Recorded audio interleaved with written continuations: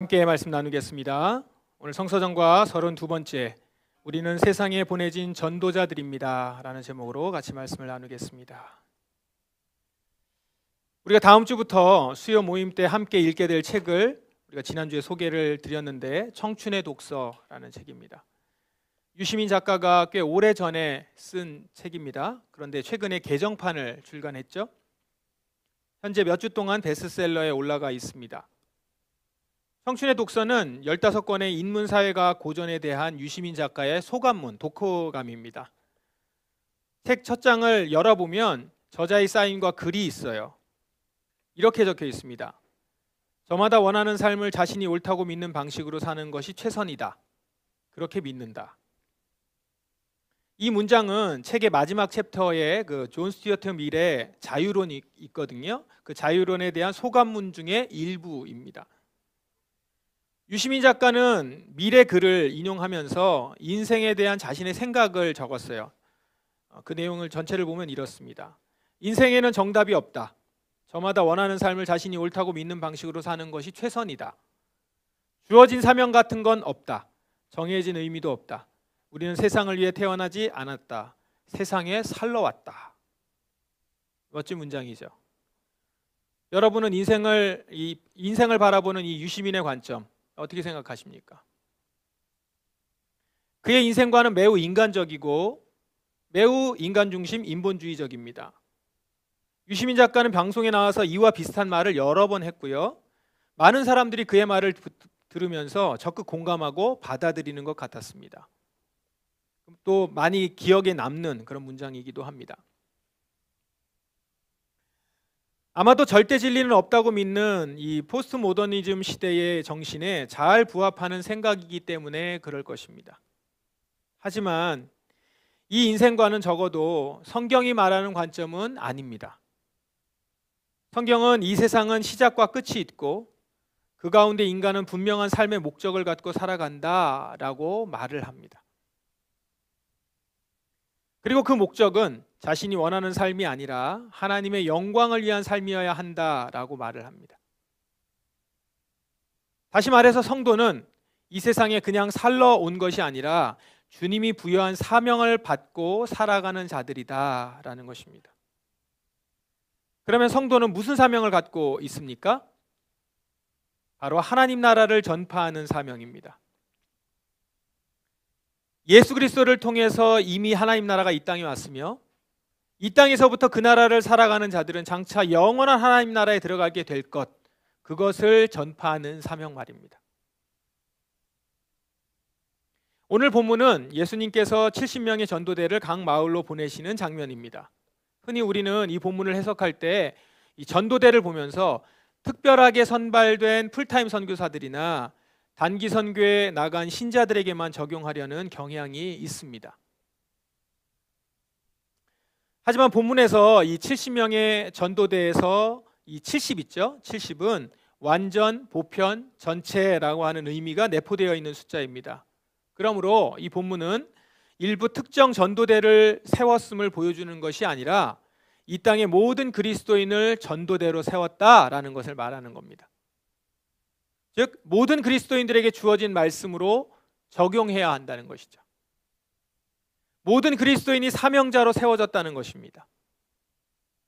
이 세상을 살아가는 성도는 분명한 목적을 가진 사명자라는 점, 이것은 성경 신구약 전체에 걸쳐서 곳곳에서 명시하고 있는 내용이에요. 그 대표적인 말씀이 이거죠. 사도 베드로의 말씀인데, 사도 베드로는 예수를 구주로 영접한 그리스도인의 정체성이 뭐라고 합니까?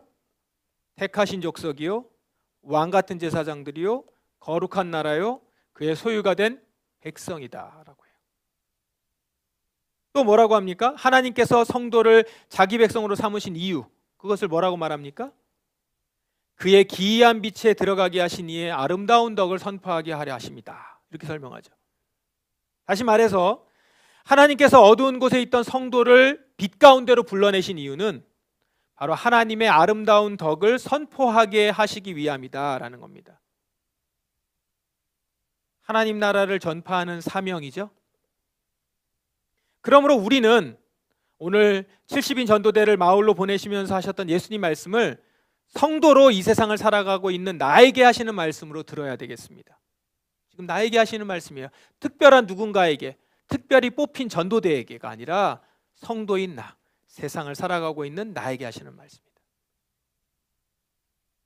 오늘 이 말씀을 통해서 주님께서 여러분 각 사람에게 꼭 필요한 메시지와 깨달음을 주시기를 간구합니다. 70인 전도대가 각 마을에 이렇게 보내신 것처럼 여러분 모두는 하나님께서 이 세상에 보내신 전도자들입니다. 여러분 모두는 하나님께서 이 세상에 보내신 전도자들이다. 우리는 모두 입술과 삶으로 하나님 나라를 전파할 뿐 아니라 우리가 가진 직업으로도 하나님 나라를 전파하고 있습니다. 솔직히 직업을 가지고 생활인으로서 먹고 사는 문제를 해결하는 것만으로도 버겁죠. 그렇게 버거운데 그 일을 통해서 하나님 나라를 전파하는 것까지 가는 것 솔직히 쉽지 않은 일일 겁니다. 그럼에도 불구하고 여러분 모두 그 두 가지 일을 감당하느라고 많이 애쓰고 있다는 것 압니다. 어쩔 때는 혼자 눈물을 흘리는 일도 있겠죠. 사랑하는 가족이 걱정하고 불안해할까 봐 티는 못 내고 혼자 그 어려운 마음을 그냥 삼키는 순간들도 있었을 겁니다. 그런 어려운 상황들을 덤덤하게 감당하면서 오늘 여러분은 또 이 자리에 나와 계시네요. 이 자리에 여러분들 지금 왜 앉아 계십니까? 아마 여러분들은 자신들이 단지 생활인으로 이 세상을 사는 것이 아니라 하나님의 자녀로서 주신 사명을 감당하고자 하기 때문일 것입니다. 그렇게 하나님의 부르심을 받고 주님의 택한 자녀로서 주님을 예배하려고 이 자리에 나오신 여러분 한 사람 한 사람에게 주께서 준비하신 모든 하늘의 복을 내려주시기를 축원합니다. 그렇습니다. 저를 포함해서 여기 있는 우리 모두는 사명자들입니다. 우리는 우리의 입술로 예수 그리스도 안에서 하나님 나라가 이미 왔음을 전파하는 자들이고 우리의 직업을 통해서 생계를 해결하는 차원을 넘어서서 하나님 나라의 공의로운 통치를 이 땅에 구현하는 자들입니다. 우리는 우리들의 삶 자체를 통해서 이 세상에 살아계신 하나님을 증언하는 사명자들인 거예요. 그런 의미에서 우리 모두는 공인입니다. 다른 말로 공무원이에요. 하나님 나라의 공무원. 국가 공무원이 나라의 녹을 받고 나란 일을 하는 것처럼 우리는 하나님 나라의 공무원으로서 그분께 우리의 필요를 공급받으면서 그의 나라를 이 땅에 전파하는 사명자들이다라는 것이죠. 그러므로 하나님의 백성들, 하나님의 공무원들은 스스로 자신들의 쓸 것을 축적하고 쌓아둘 필요가 없습니다. 여러분 70인 전도대에게 예수님이 뭐라고 하십니까? 지갑이나 가방이나 신발을 챙기지 마라. 가는 길에 아무에게도 인사하지 마라. 예수님은 왜 전도대에게 지갑이나 가방이나 신발을 챙기지 말라고 하셨을까요? 필요가 없기 때문입니다. 전도를 떠난 제자들에게 지갑이나 가방이나 신발이 필요하지 않다는 거예요. 왜냐하면 전도대는 그들이 복음을 전하러 들어간 집에서 먹을 것과 쓸 것을 공급받을 것이기 때문입니다. 예수님은 제자들이 돈과 물건을 가지고 다니는 것이 오히려 복음 전도에 온 마음을 다하지 못하게 된다는 것을 아셨던 거예요. 돈이 있으면 전도자들이 문을 열어주지 않아도 혼자 음식을 사서 먹게 될 것 아닙니까? 이렇게 돈이 있으면 그만큼 복음 전도의 절실함이나 하나님을 온전히 의지하는 것이 사라질 것이 뻔하지 않습니까? 오늘 우리 어린이들도 이 말씀을 들으면서 이 사진을 보여주고 있는데 한번 보십시오. 우리 왼쪽에 있던 절실함도 사라질 것 같지 않습니까? 내가 가지고 있는 것이 너무 많고 내가 가지고 있는 것들을 의지하게 되고 예수님은 제자들이 오직 복음 전도의 사명에 집중할 수 있게 하시려고 돈과 물건을 챙기지 말라고 하셨고 또 가는 길에 아무에게도 인사하지 말라고 하신 것입니다. 예수님은 제자들이 하나님의 도우심을 간절히 의지해서 하나님의 역사를 경험하길 원하셨던 겁니다. 이것은 우리에게도 동일하게 적용이 됩니다. 예수님께서는 하나님 나라를 전파하며 살아가는 우리에게 일용할 양식을 구하라라고 하셨지 재물을 축적하라라고 하지 않으셨습니다. 왜냐하면 그런 것들은 우리가 주신 사명에 집중하는 것을 방해하기 때문입니다. 물질을 축적하고 세상에 관심을 두다 보면 지금 내가 무엇을 위해서 이곳에 있는지 잊어버리게 되죠. 결국 나의 본연의 목적대로 살지 못하는 겁니다. 사명을 망각하는 거예요. 재물은 쌓으면 쌓을수록, 축적하면 축적할수록 더 갖고 싶게 만드는 힘이 있습니다. 돈은 충분히 그럴 만한 힘이 있어요. 공감하시죠? 청춘의 독서 얘기를 잠깐 더 하면 11번째로 소개되는 책이 있습니다. 베블론의 유한계급론이라는 책입니다. 이 책에서 베블론은 인간이 돈을 버는 목적이 단지 자신의 필요를 해결하기 위해서가 아니라 남들보다 더 많은 부를 소유하기 위해서라고 얘기해요. 돈을 버는 목적이 남들보다 더 많은 부유를 소유하기 위해서. 돈으로 재화나 서비스를 구입해서 소비함으로써 만족을 얻는 것은 하층 계급이나 하는 것이고, 그건 하층 계급에 해당하는 것이고, 부자들은 남보다 더 많은 부를 소유함으로써 다른 사람을 이기고 싶어 한다는 거예요. 베블론의 얘기입니다. 그러니까 다른 사람을 누르려는 경쟁심 때문에 돈을 더 벌려고 한다는 것이죠.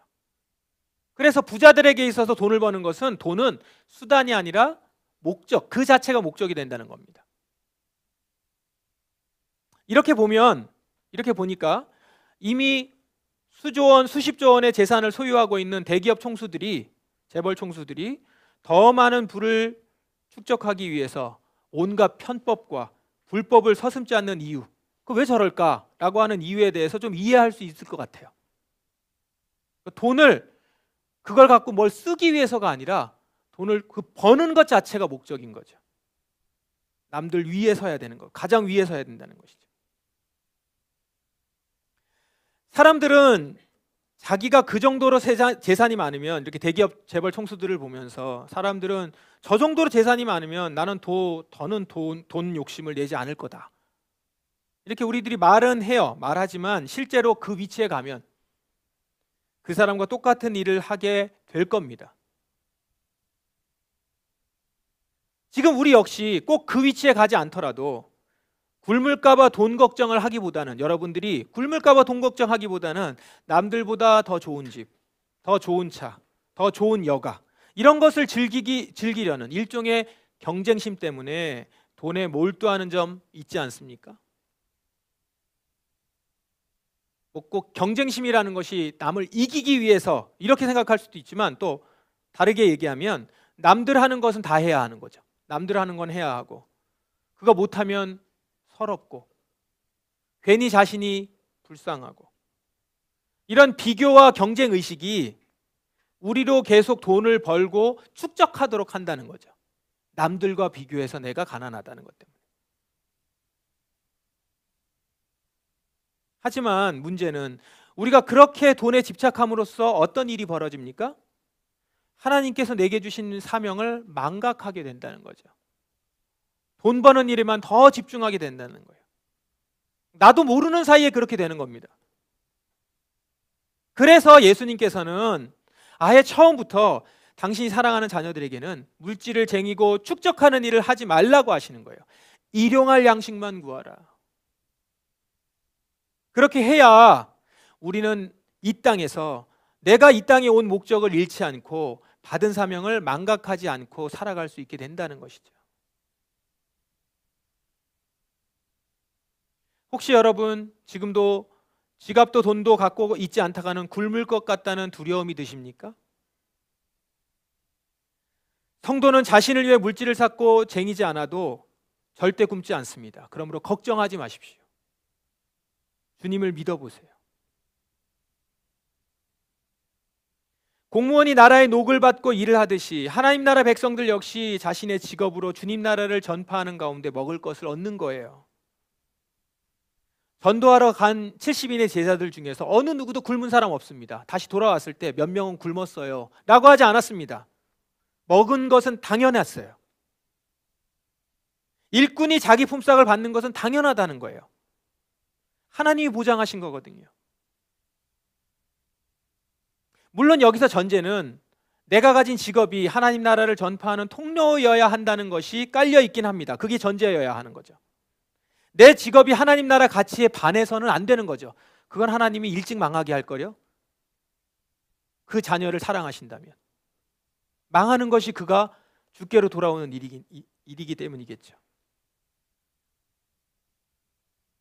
하나님은 우리의 입술과 삶으로 그의 나라를 선포하며 살아가는 자들을 절대 굶기지 않으시고 먹이십니다.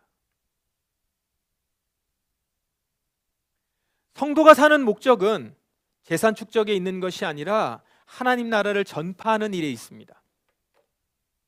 70인 전도대들이 그곳의 환자들을 고치고 하나님 나라가 너희에게 가까이 왔다라고 말한 것처럼 우리 역시 진리를 몰라 아파 신음하는 영혼들에게 치유의 예수님을 전하며 하나님 나라가 곧 올 것이라는 소식을 전하며 살아가는 자들인 겁니다.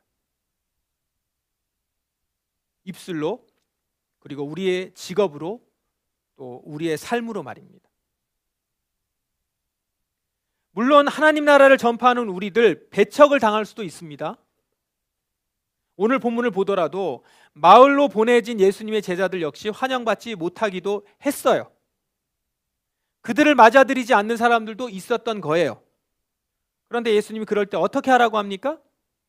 자신들을 맞이하지 않는 사람들 앞에서 어떻게 하라고 해요? 그 마을의 거리로 나가서 우리 발에 묻은 너희 마을의 먼지를 털고 간다. 하나님 나라가 가까이 왔다는 것을 명심하여라. 이렇게 외치고 그 마을을 나오라는 거예요. 나를 배척하는 곳이라면 거기까지인 거예요. 실망하거나 낙심할 것도 아니고요. 발에 먼지를 털고 나오라고 합니다. 그 마을이, 그 가정이 복음을 받아들이지 않는 것이 안타깝지만 제자들이 할 수 있는 일은 거기까지라는 거예요. 우리 역시도 하나님 나라를 전하며 사는 삶을 살 때 우리를 배척하고 미워하는 이들을 만납니다. 어쩌면 그게 당연한 일일 겁니다. 그때 우리는 어떻게 해야 합니까? 기대대로 안 됐다고 상처받지 말고 그냥 발에 먼지를 털고 나오면 되는 거예요. 우리가 할 일은 거기까지인 겁니다. 하지만 하나님 나라를 전파하는 제자들에게 배척만 있는 것이 아닙니다. 그 가운데 놀라운 승리를 경험합니다. 70명의 제자들이 기뻐하며 돌아와서 말했습니다. 주님, 심지어 마귀들도 주님의 이름 앞에서 우리에게 굴복하였습니다. 제자들이 기뻐하며 돌아와서 말하지 않습니까? 마귀는 하나님 나라를 전파하는 우리에게도 굴복할 것입니다. 우리 자신에게는 그런 능력이 없지만 우리 안에 있는 성령의 능력 앞에서 마귀는 굴복하며 떠나가는 것입니다. 예수님이 뭐라고 말씀하십니까?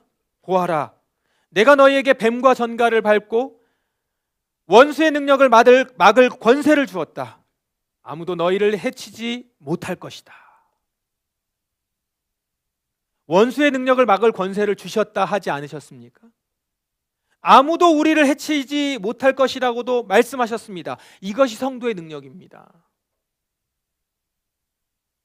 예수의 능력에서 나오는 권세가 여러분에게 있는 것입니다.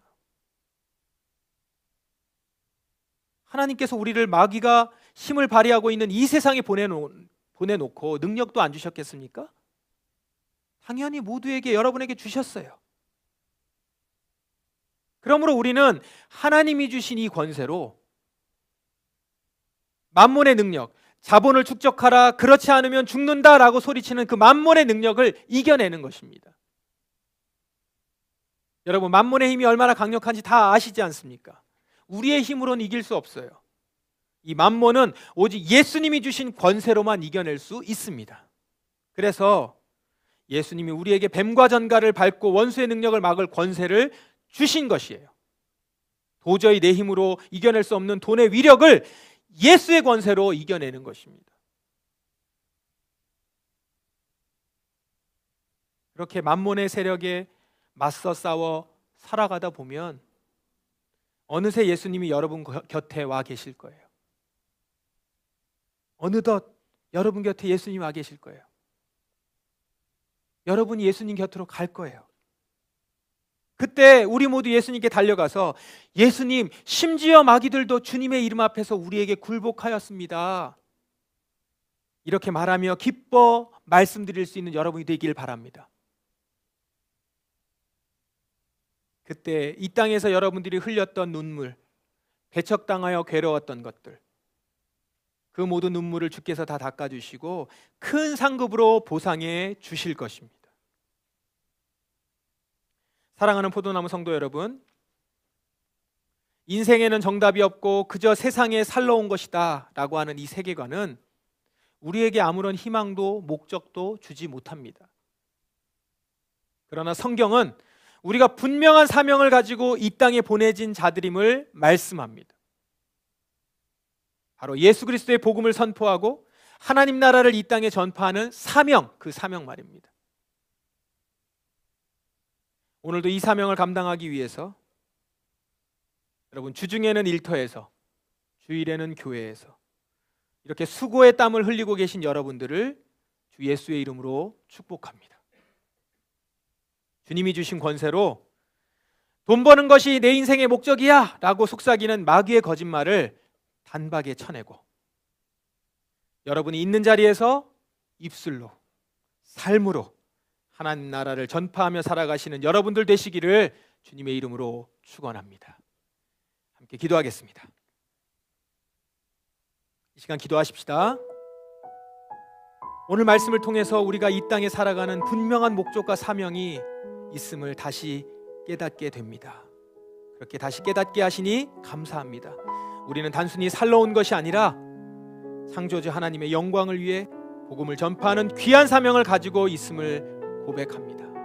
이제 세상의 물질에 대한 욕심과 집착을 내려놓게 하시고 오직 주님을 담대히 신뢰하며 나아가게 하옵소서. 이렇게 다 같이 동성으로 기도하겠습니다. 하나님 아버지,